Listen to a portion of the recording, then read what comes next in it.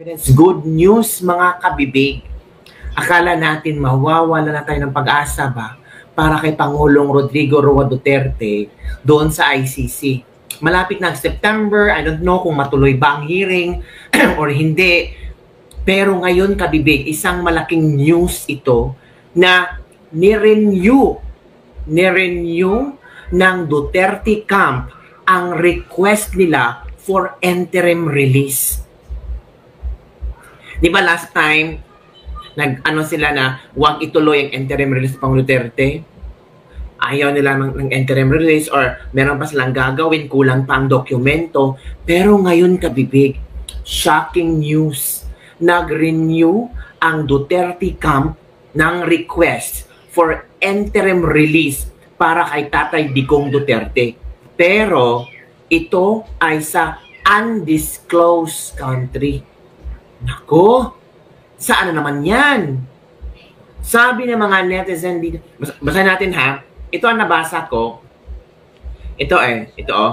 The legal team of former President Rodrigo Duterte has renewed its bid for interim release from the International Criminal Court detention, citing medical consideration and emphasizing that he possess no flight risk, will not interfere with witnesses, and will not commit further crimes. So yun ang mga kondisyon na ni Pangulong Duterte, ng kampo ni Pangulong Duterte para mapagbigyan siya sa kanyang request na interim release. Una, ito ha, citing medical consideration. Alam naman natin na may sakit sa Tatay Digong. Maraming mga karamdaman na, maraming mga medicines na iniinom. Citing medical consideration. Yun ang una nilang kondisyon, yung reason nila kung bakit sila humingi at nag-renew request for interim release. Pangalawa, ini-emphasize nila na si Pangulong Duterte possesses no flight risk. Pangatlo, Pangulong Duterte will not interfere with witnesses. At pang-apat, si Pangulong Duterte will not commit further crimes. Sabi ng iba, hala, kung ganon kabibig, so parang inamin ni Pangulong Duterte na meron talagang kasalanan siya, na meron talagang, siya pala ang utak ng drug war na madami namatay. Ay, naku.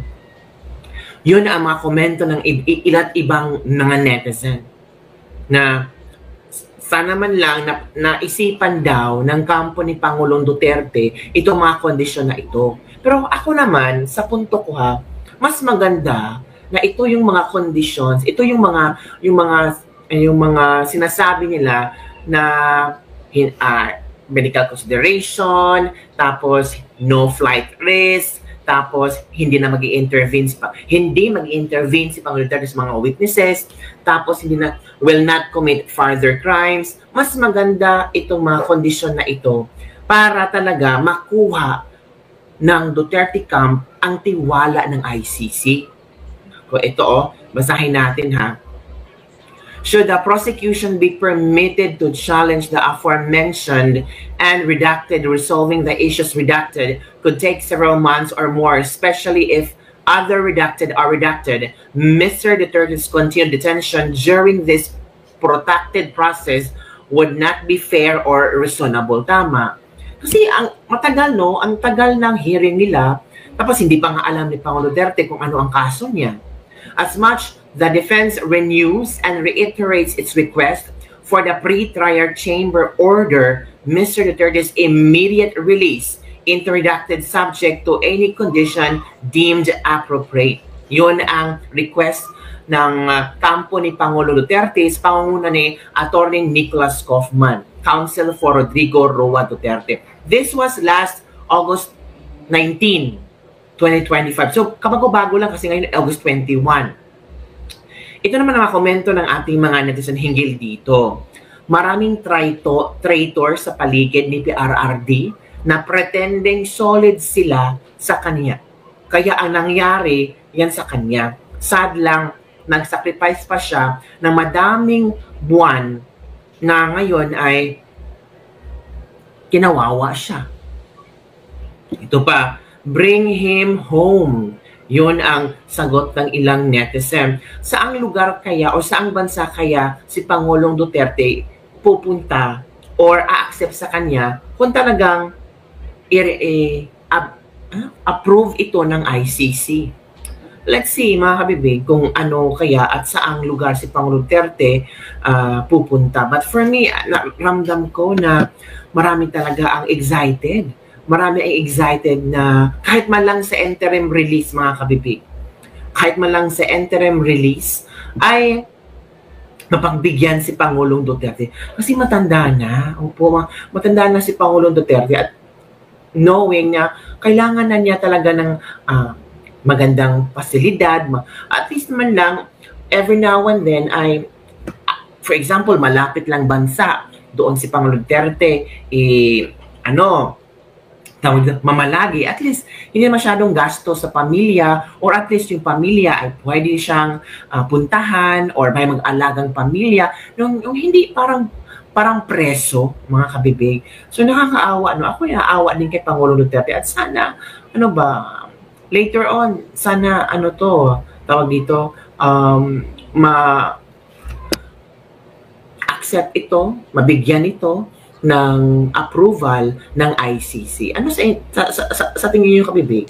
Sabi dito, for the sake of clarity, the defense informs the pre-trial chamber that to affirm its willingness to cooperate with the court, to accept Mr. Duterte onto its territory, and to enforce conditions of release. Diba? So, handa naman ang kampo ni Pangulong Duterte na kung ano yung mga kondisyon na nilagay nila ay susundin nila, mga kabibig. Ito pa, Duterte camps also argued that the pre-trial chamber one itself is aware that they had faced considerable administrative hurdles in obtaining the information necessary to present a complete and properly substantiated undisclosed matter. Ito pa. Earlier, ICC Pre-Trial Chamber 1 granted Duterte's request to defer the decision of his appeal for interim release. This after the former President Camp called on the Pre-Trial Chamber 1 to hold off on their request for Duterte's interim release until such time as the defense has assembled all necessary information. Kaufman claimed that the defense team have been slow-walked and timid since May and that some results had only been provided to them a few days ago.